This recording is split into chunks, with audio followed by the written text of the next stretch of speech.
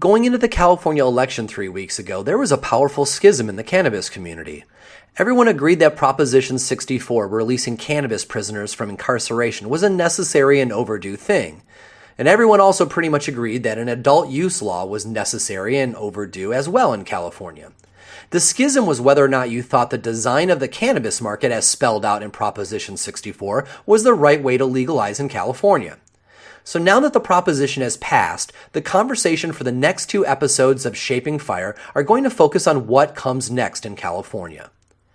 In today's episode, we're going to talk with Amanda Reiman of Drug Policy Alliance. We're going to talk about the new opportunities for entrepreneurs looking to make a move in the new adult use market. We're also going to be talking about the forthcoming state rulemaking process and lay out some timetables for implementation. Then in the next episode, we'll present Part 2. In Part 2, I'll talk with Hezekiah Allen of the California Growers Association. We'll talk with him about the concerns of heritage cannabis farmers in Northern California's Emerald Triangle and the actions they will have to take to have a voice in the creation of the state's new adult use market. We'll also have a detailed discussion about market consolidation in cannabis and how we might preserve diversity in the cannabis market and save the family farm. This week's recording does not sound quite as clear as our usual episodes. We ran into some technical issues while recording our guest.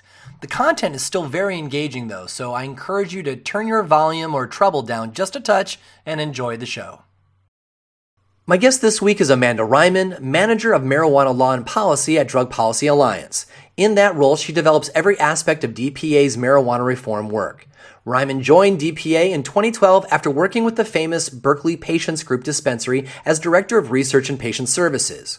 Reiman has conducted numerous studies on medical marijuana dispensaries, patients, and the use of marijuana as treatment for addiction, regularly presenting her research at the conferences of the American Public Health Association, American Psychiatric Association, International Cannabinoid Research Society, and the Harm Reduction Coalition. Reiman served as the first chairwoman of the Medical Cannabis Commission for the City of Berkeley, currently serves on the Cannabis Regulatory Commission for the City of Oakland, and has consulted with various cities, states, and nations on the development of medical marijuana policy. Reiman is currently a lecturer in the School of Social Welfare at the University of California, Berkeley, where she teaches drug and alcohol policy, substance abuse treatment, and sexuality and social work. Reiman earned her BA in psychology from the University of Illinois Chicago and her master's degree in social work from the Jane Addams College of Social Work. Reiman moved to Oakland in 2002 to attend the University of California, Berkeley, where she earned her PhD in social work in 2006. Reiman's dissertation, Cannabis Care, was the first study focusing on how medical marijuana dispensaries operate as healthcare service providers. Welcome to the show, Amanda. Thanks for having me. I'm so glad that you could make time with your busy schedule. Are things calming down for you a little bit more now that the election is over? Well, yes and no. Of course, we are really excited that Prop 64 had victory here in California, but we're also looking to the horizon and with questions about what the new administration means for this new industry. Amen. Everybody's kind of scared about what might the next move of the president-elect may be. But luckily, we don't have to talk about that one today. We just need to tackle California itself. And, everybody's excited because now there's more clarity than there had been before. Before, medical existed, but it was, parts of it were not quite as legal as some folks wanted entrepreneur-wise to get involved. But now with a clear green light from the state, folks are ready to jump in and to bring, their skills from other industries. So we know that California is going to be a multi-billion-dollar industry in and of itself. As far as the number of participants, though, do we have any idea of how many cannabis companies will likely be formed in California now? Oh, well, there'll be thousands. I mean, we're not just talking about companies that actually touch the plant, right? So companies that grow the plant, that process the plant, that distribute the plant, but all of the ancillary services that go along with the cannabis industry, especially in the tech sector. And I think that given that California has such a reputation of being innovators when it comes to technology, that we're going to see a huge cannabis tech sector in California, as well as the agricultural sector that comes with actually producing the plant. And I think that's a really good point to make, because there's so many people who see the opportunity in cannabis and they want to participate, but it doesn't mean that they have to go through the highly regulatory structure of getting a license or even dealing with the plant. There are so many support opportunities. When it comes to the licenses themselves, though, let's talk about those and break those out a little bit, because California has got more variety of licenses than any other state has legalized at this point. What are the different licenses? Well, the licenses were really outlined first under our Medical Cannabis Regulation and Safety Act, which was passed in 2015 by Governor Brown. As you mentioned, even though we've had medical cannabis in California for 20 years, we've been lacking a state-level regulatory system, meaning that anyone that's operating in medical cannabis currently in California is doing so under a local license, and this is primarily just retailers. We really haven't seen the licensing of cultivation, manufacturing. So our Medical Cannabis Regulation and Safety Act outlined licenses for this purpose, and then Prop 64 adopted that licensing structure with a few key differences. So both the medical program and Prop 64 outline licensing not just for different activities, but different levels of production within those activities. So I think that go ahead, finish. Well, I was going to say, so there's different types. So we cover cultivation, testing, manufacturing, transportation, retail, but within each license category, there's room for small growers versus big growers, delivery services versus brick and mortar dispensaries. So even within each type of license, there's variability based on how big you are and the exact type of company you want to have. So, for example, volatile extractions via butane and other combustibles is regulated differently than non-volatile extractions such as temperature or agitation. I think that we'll find that California going ahead and blessing the kind of model that they used for medical with some changes and making it adult use will have a lot more success, like in Colorado, which used a similar model of blessing what they already have, versus the kind of mess that they have in Washington, where they set aside medical and created something entirely new from scratch, reinventing it as they went. I think that with as big as the market's going to be in California, that's one big advantage from day one that will be helpful to entrepreneurs there. Oh, I agree. And I think that, honestly, one of the reasons why after 20 years the legislature finally did pass something in California for medical is because they knew that adult use was on the horizon. And they understood, because of what happened in states like Washington versus states like Colorado, that it made sense to set out a structure for medical cannabis and create that system alongside the adult use system, or what would be similar to Washington, which is to see the medical system just kind of get usurped into the adult use system and see patients not have the same kind of access or the same kind of price discount that they should have given their patient status. While we're talking about medical, there was a lot of concern before the election that Proposition 64 would harken the end of the medical market, and there were no provisions put in the proposition to exclude it. If anything, there were provisions to protect it.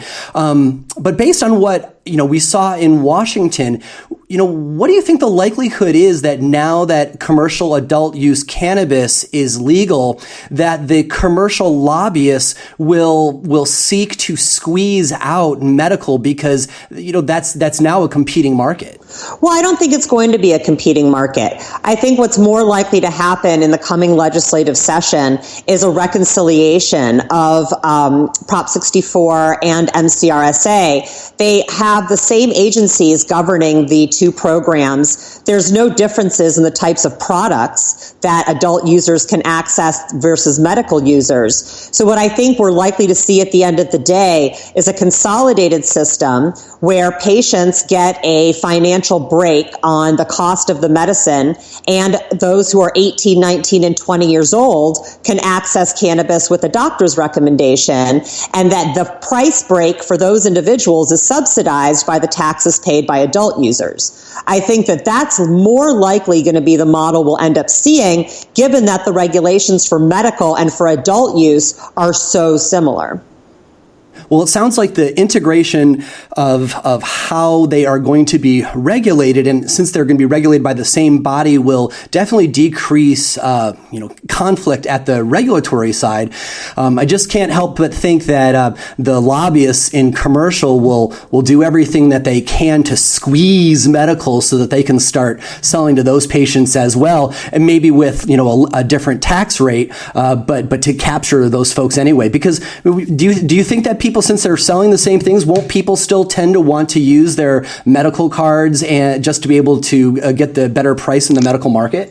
Well, I think it's primarily going to be what I call a Costco model, where if you're somebody that uses cannabis frequently, whether that be for whatever reason, it makes more sense for you to get a medical card because you're going to get a tax break every time you use it, versus somebody that uses cannabis maybe every once in a while and doesn't really make sense for them to go and get a medical card and they'd rather just pay the tax.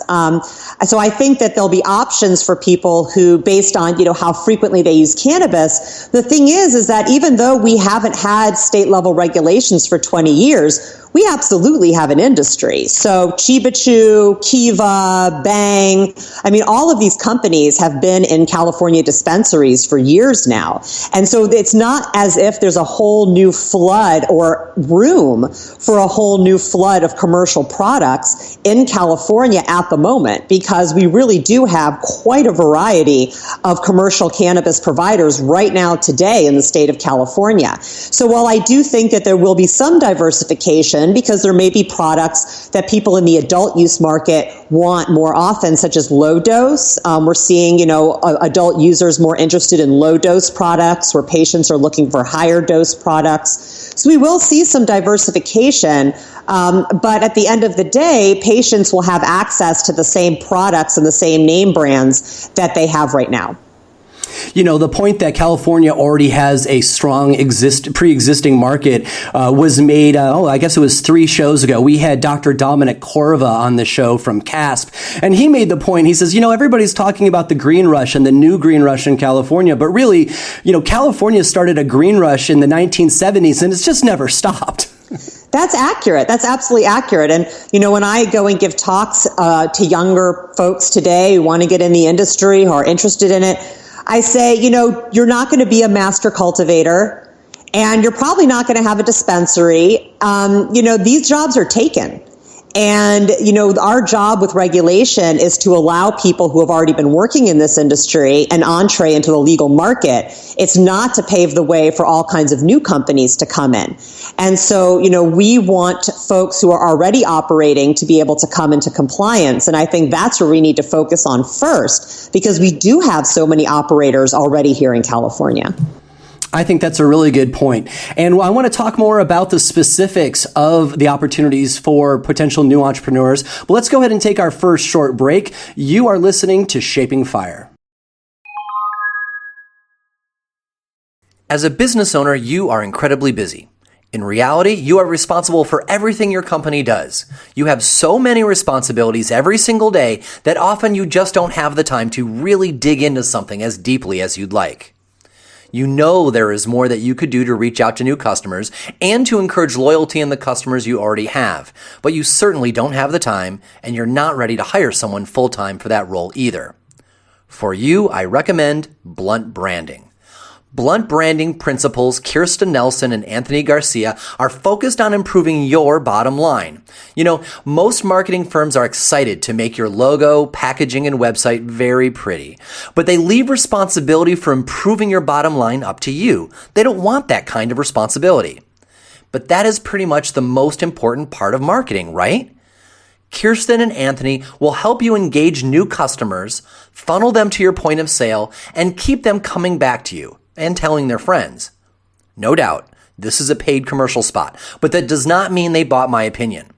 I've worked with Blunt Branding on 3 projects now for various clients, and every single time they have done more than they have promised and over-delivered on results.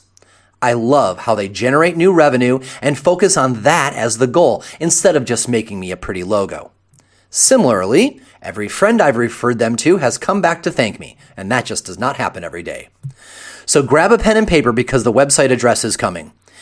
If you want someone to implement marketing programs that feed your bottom line, give Blunt Branding a call. They will share proven techniques to increase your audience and generate sales while using cutting-edge technology in the background that make all of this easy, automatic, and trackable. Go to shapingfire.com/Blunt Branding to find out more. You can also click the link in our weekly newsletter.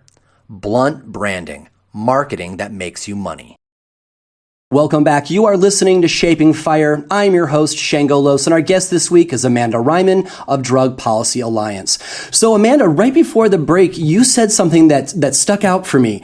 You said that the way that things are set up now, there's not really a lot of room being created for new companies, that really the focus right now is going to be the pre-existing market that exists, in California, moving into the licensed structure. Can you break that out for a little bit for me more? Because, a lot of people who are listening to the show are thinking about, okay, now that adult use is legal, let's take our skills and move into California cannabis. And your suggestion seemed to be that just because the law has been passed doesn't necessarily mean there's a ton of room for new companies.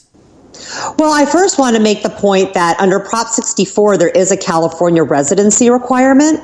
So you had to have been a resident of California, I believe, back from 2015, and that residency requirement is until 2019. So if you're out there somewhere else in the United States and you live somewhere else and you're thinking, I'm going to move to California and get a license, you are not. Because we wanted to, again, ensure that those that have already been living and working in the industry in California have priority. And there's also priority to already existing companies, meaning dispensaries, manufacturers that have already been existing, but in this kind of gray, locally regulated area also have first priority. But that doesn't mean that there's not room. I think it's really about where the need is going to be. And in California, the need is not for people to grow cannabis or sell cannabis, or even make cannabis products. In California, the need is helping these companies come into compliance. So the need is for software and for packaging and for sustainable agriculture methods and things that are going to help those that are working in the industry make the leap from the gray market to a very heavily regulated system here in California. And I think the opportunities there are pretty much endless, because you're going to have a ton of businesses that have been operating in a way that is not satisfactory to California regulatory standards. And we're going to have seed to sale and all of these things that go along with regulation. And we're going to have companies that can help those in existence comply and be legal, especially given the scrutiny we'll likely face at the federal level. I think that's an interesting aspect to point out there, that that just because licenses may not be the way to go doesn't mean that our listeners need to feel crestfallen that they somehow can't get into the cannabis industry.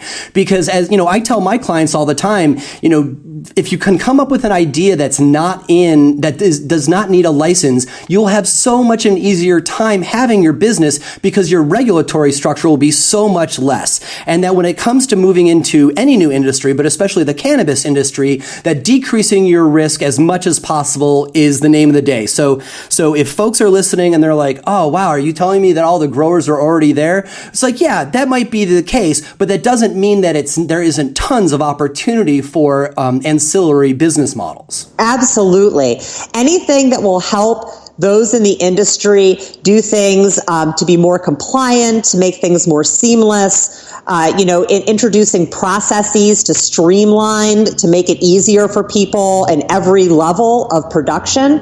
We haven't had that. We've had people doing the jobs. We've had really no infrastructure in this industry. And that's what's going to be needed in order to keep up and satisfy the regulatory demand. So let's talk about a little bit about rulemaking, because, the proposition only goes so far itself. And then, there are groups that then have to jump in to regulate their part of the bigger pie. And as we've found in the states that are already legalizing, sometimes that secondary wave of rulemaking can get awfully messy. So, who is actually going to be implementing Proposition 64 in California? And what does that look like for folks who are trying to understand the landscape? So both MCRSA and Prop 64 hand over the regulatory structure and rulemaking to the Bureau of Marijuana Regulation, which is at the state level. It's a state agency, and it includes representatives from the Department of Food and Ag, the Department of Public Health, the Board of Equalization, the Department of Consumer Affairs, and it also has an advisory board made up of those folks, plus researchers from the public health field, people from the cannabis industry itself, patients, right? So people that have a vested interest. And Prop 64 and MCRSA really set out a blueprint for what regulation will look like. And now it's up to this bureau, and with feedback from folks in the state and in the industry, to fill in the blanks. Over the next year, not only is the Bureau going to be doing their due diligence and reaching out to farmers and others to figure out the best way to implement these practices, given what's already happening in California, but we're also going to have to figure out how the licenses are going to work, how you apply for a license, to kind of get all of those wheels in motion. That's something that will also happen at the state level. So what's the time frame looking like? Everybody was excited after the election 2 weeks ago, but now that the maybe even the harder work has to happen of making this all real, how long are we looking before the first licenses are going to be handed out? Obviously these are going to be estimates, but what are you thinking? Well, the mandate from the initiative is that January 2018, that the state has to start issuing licenses by January 2018. So it'll take about a year. That's what we saw in Colorado and elsewhere. Now, of course, what we saw in Oregon was that the state allowed dispensaries to start serving adults before the licenses officially came out for the adult use only stores. And so we may see something similar here in California, given that we do have licensed dispensaries across the state. I wouldn't necessarily be surprised if we saw the Bureau getting close to that date, maybe not quite ready to launch everything, see a compromise with, well, if you're a licensed dispensary, you can now start serving people 21 and up who don't have a doctor's recommendation, given that the products are the same. Now, in Oregon, that wasn't the case. Medical patients had access to different products than adult users. Namely, medical patients had access to things besides flowers. Here in California, both groups have access to everything. So it wouldn't be unheard of for someone who's now serving patients with a doctor's note to open up that service to those 21 and up. My gosh, that would be such a windfall for all those retailers. My goodness, that they're already up and going. And then as part of the transition, they might be able to sell it to anyone who's over 21. Wow, what an opportunity. It would be, but then again, you have to remember that here in California, it's no trick to get a doctor's recommendation. So, for the most part, a lot of the medical cannabis population here in California resembles the adult use population. So different than in other states where you have very restricted lists of conditions for which people can become patients. The adult use market is quite different than the medical market. It's not necessarily the same here in California. So over the next year, the new regulations are going to come together. How to apply for these licenses will come together. And also the folks who don't want to see this happen will be making their moves too. In other states, we have seen challenges with moratoria by local municipalities.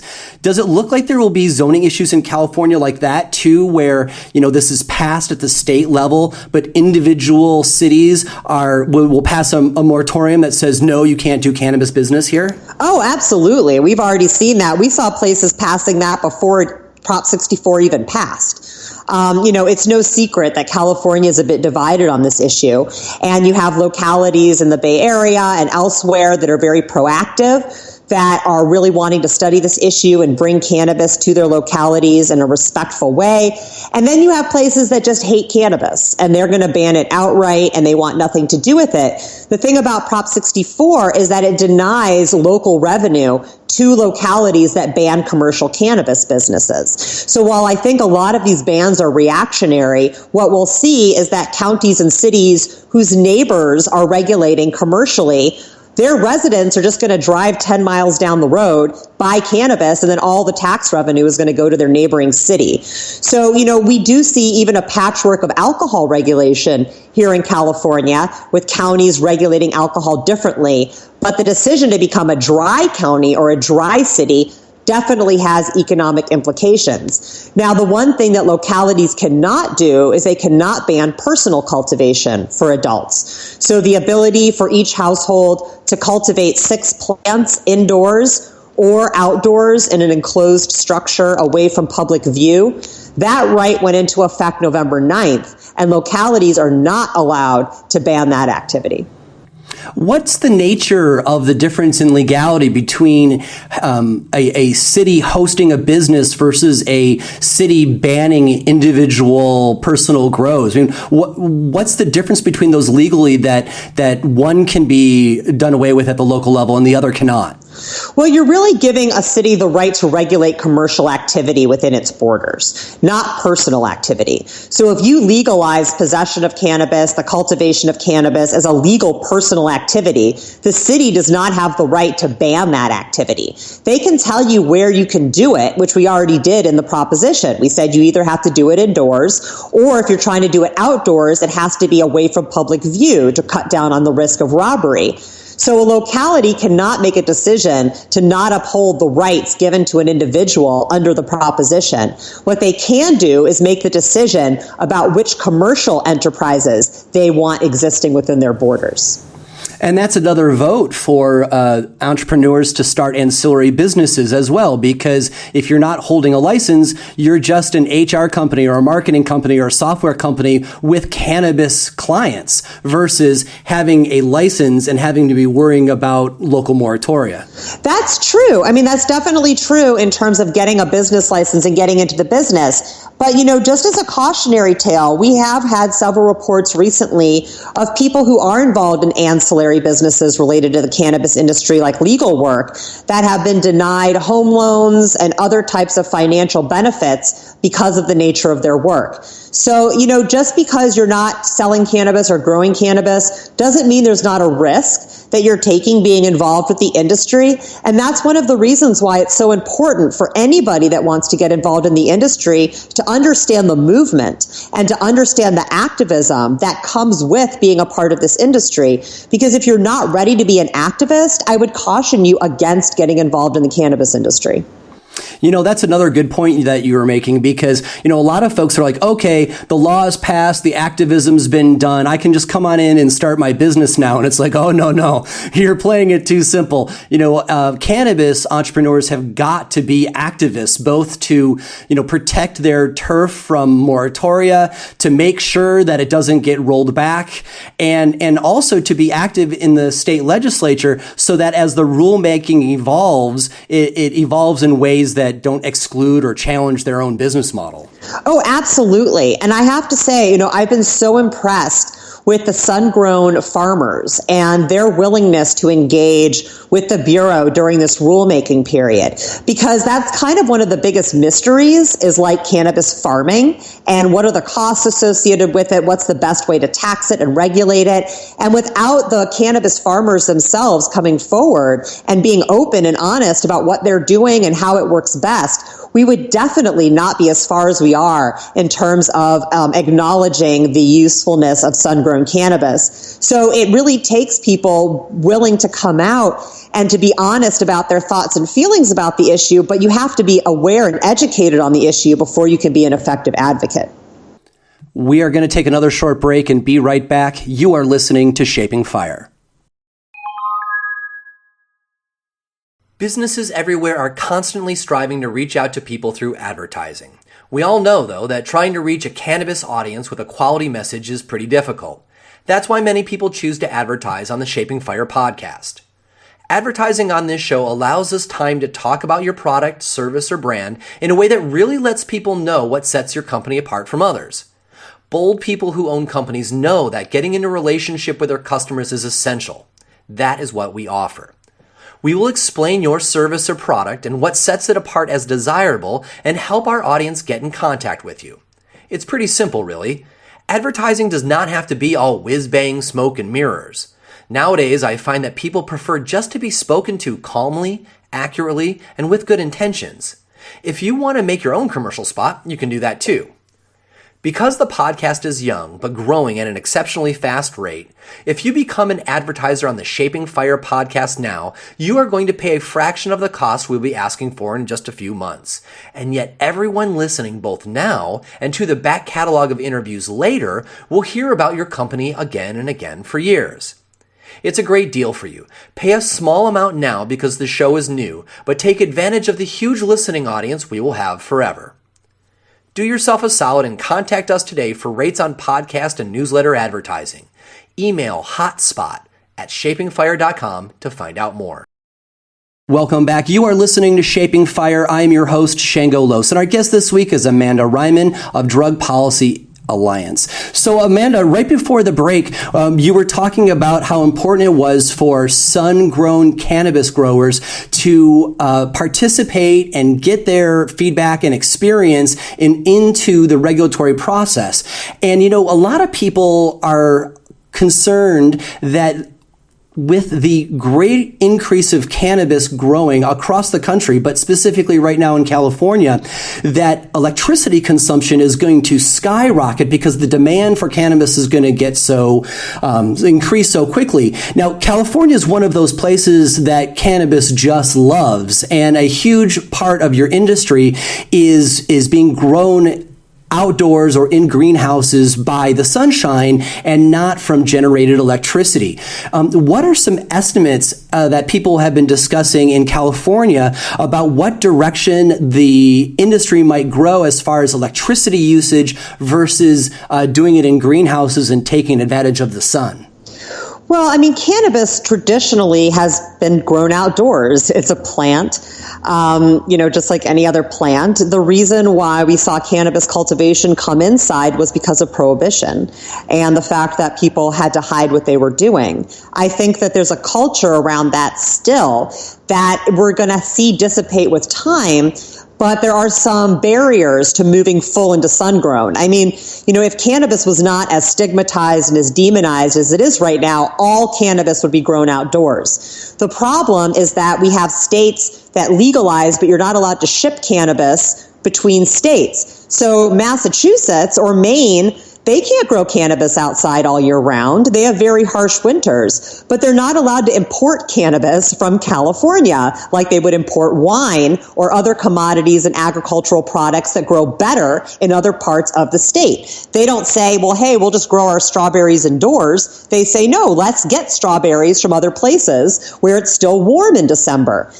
So I think that the lack of interstate commerce really puts some states in a bind in terms of their cultivation because it's going to be very difficult for them to do outdoor, which means they're going to have to rely more on the energy-consuming indoor model.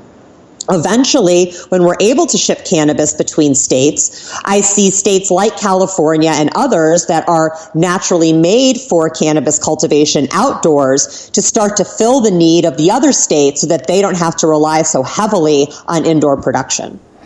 I think that is a risk assessment that a lot of folks in legalizing states are missing when they are setting up their indoor grows, not necessarily expecting that there'll be eventually an interstate market, because that, as soon as you allow interstate traffic, it will totally remake the face of the industry yet again. Oh, absolutely. When you think about the wine industry, and especially the fact that we're going to have appellations for cannabis, folks in other states are going to want to get cannabis from certain appellations. And so we're really going to see a difference once we start to do interstate commerce. And I really feel that at that point, the indoor market will really start to dwindle. Of course, we also have a whole generation of people coming off of prohibition when nobody really knows what cannabis is supposed to look like. We all have our ideas from High Times about what buds are supposed to look like. When I was working at Berkeley Patients Group, I used to call that bag appeal, because you would have sun-grown cannabis that cost 2/3 the price and tested at the same level of THC, yet people would still gravitate towards these indoor buds because they looked tighter, they looked different, and so people were associating that with quality. I think that's going to change, and people are going to associate quality with things like being pesticide-free, being grown outdoors, being grown organically, and being grown in a specific appellation. We can already see that happening at a brand strategy level with folks who are using greenhouses, not calling it outdoor, because outdoor has kind of got that reputation of, a hidden grow somewhere that's been done cheap and fast, versus sun grown or similar words, which suggests that, okay, yeah, it's grown under the sun, but it doesn't mean that it's not done without exceptionally high quality growing technique. And, you mentioned pesticide, and the other legalizing states have had a lot of challenges with that, going to market with flowers that we eventually found out were rife with pesticides. Does the new regulatory structure in California, is that pre-baked in that pesticide testing will take place, or is the particulars for that still to be evolved? Oh, no, that's baked in. So testing for both potency and purity.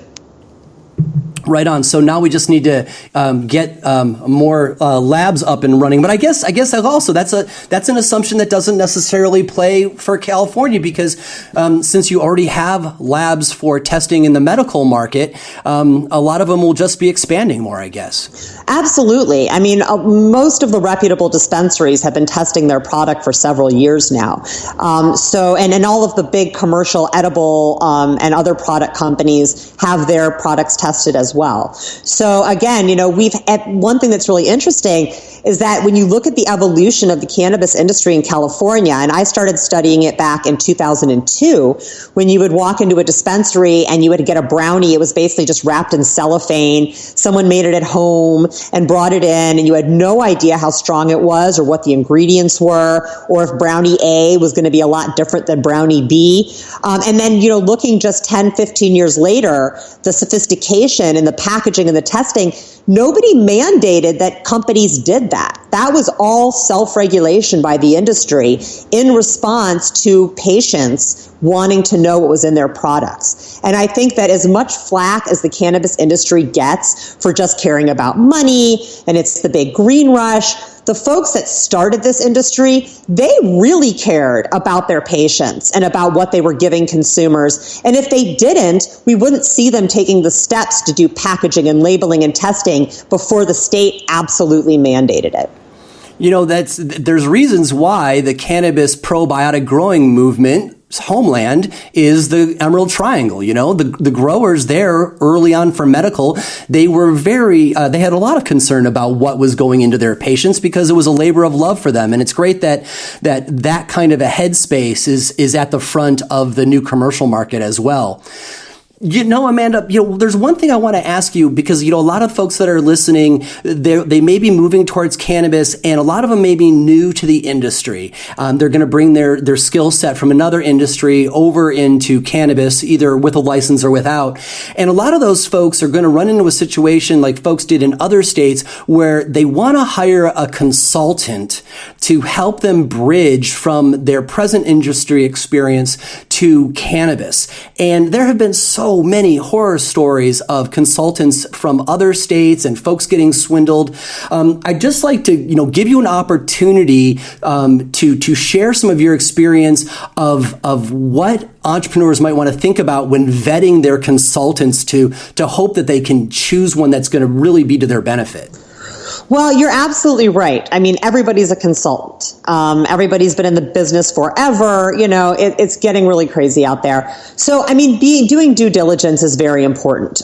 Just because somebody seems like they have their shit together does not mean they have their shit together, because there's a lot of money that you can pay people to make it look like you have your shit together.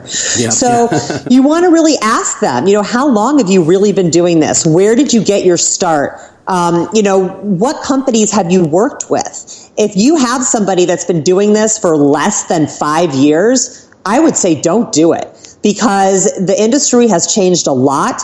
But not having the knowledge of where it was 10 years ago is really not going to play well for you as a new business person. And then also, I would make sure that whoever you hire has a working knowledge of government, how policies are made, how bills are passed in the legislature, has some kind of experience with lobbying or knowledge about how policy works, because this is different than any other industry in that the policies that are passed will absolutely impact your ability to succeed. And if you don't have someone that has a lot of knowledge, that's willing to go to Sacramento, a few times a week to really stay on top of the hundreds of marijuana bills that are going to come down the pike this year, you're not doing yourself a service by hiring them. So, you have to have somebody that's political, and you also have to have somebody that has a working knowledge of where this movement has come from.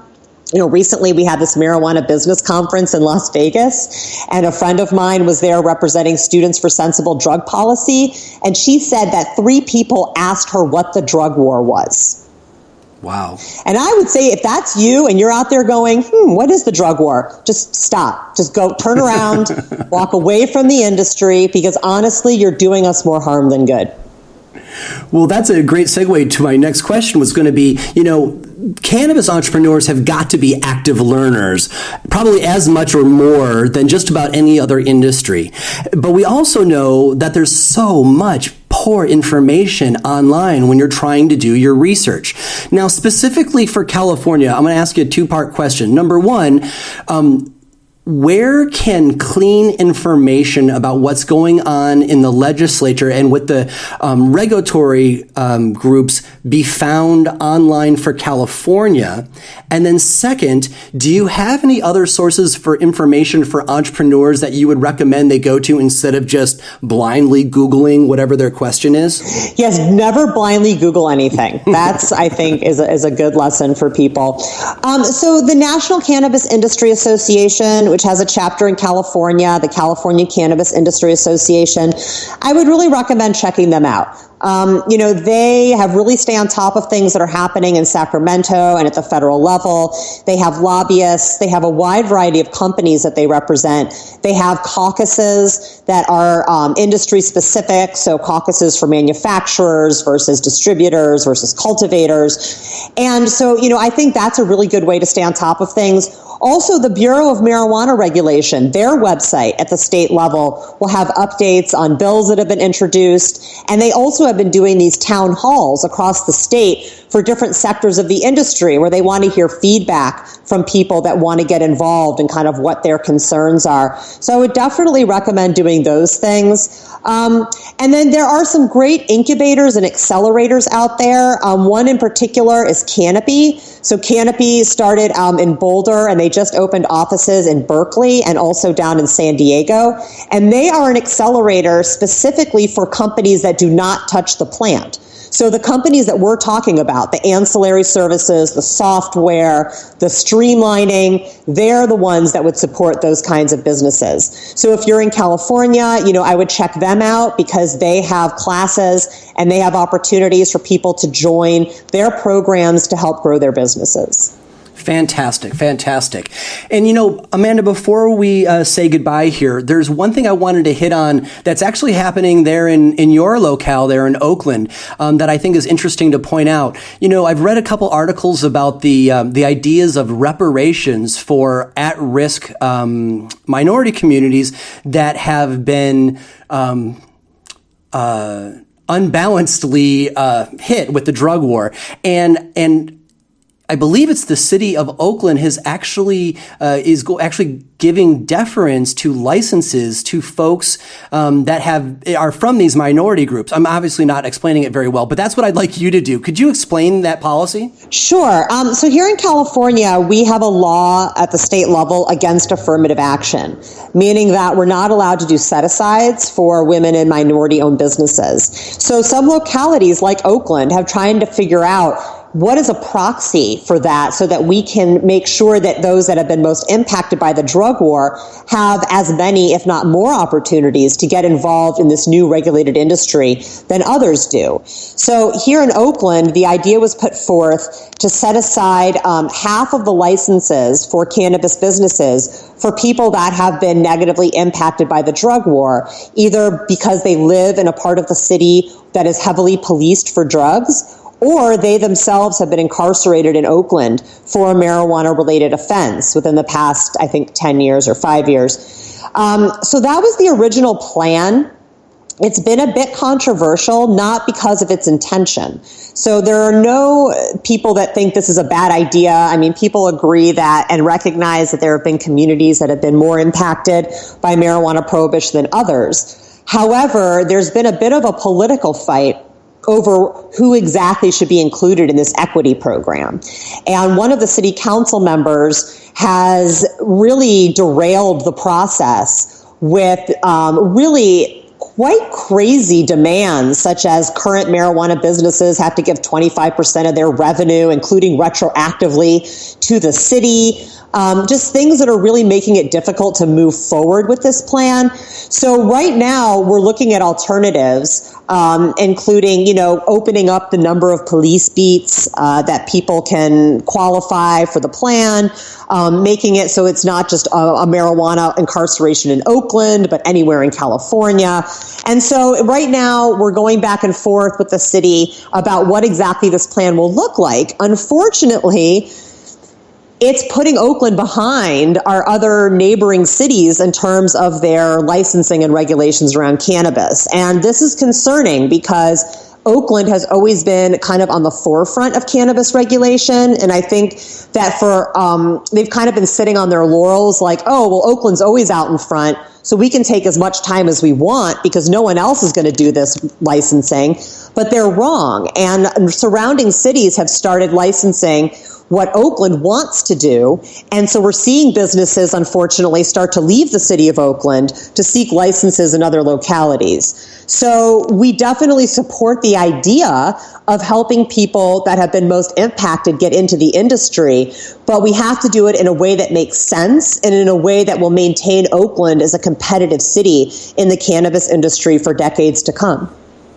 Wow, that's a really interesting situation. Talk about competing goods. I mean, not only are you trying to help these minority communities that have been impacted, but at the same time, at a city level, you need to be able to protect Oakland as a business entity and make sure that these companies decide to set up shop there. Wow. Well, we'll be very interested to check back in with you on that down the line as the regulatory structure around all of this evolves.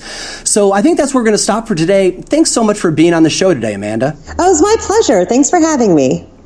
You can find out more about Amanda Reiman on the Drug Policy Alliance website at drugpolicy.org. You can find more episodes of the Shaping Fire podcast and subscribe to the show at shapingfire.com and on Apple iTunes, Stitcher, and Google Play. If you enjoyed the show, we'd really appreciate it if you'd leave a positive review of the podcast wherever you download. Your review will help others find the show so they can enjoy it too. On the Shaping Fire website, you can also subscribe to the weekly newsletter for insights into the latest cannabis news and product reviews. On the Shaping Fire website, you will also find transcripts of today's podcast as well. For information on me and where I will be speaking, you can check out shangolos.com. Does your company want to reach our national audience of cannabis enthusiasts? Email hotspot@shapingfire.com to find out how. Thanks for listening to Shaping Fire. I've been your host, Shango Los.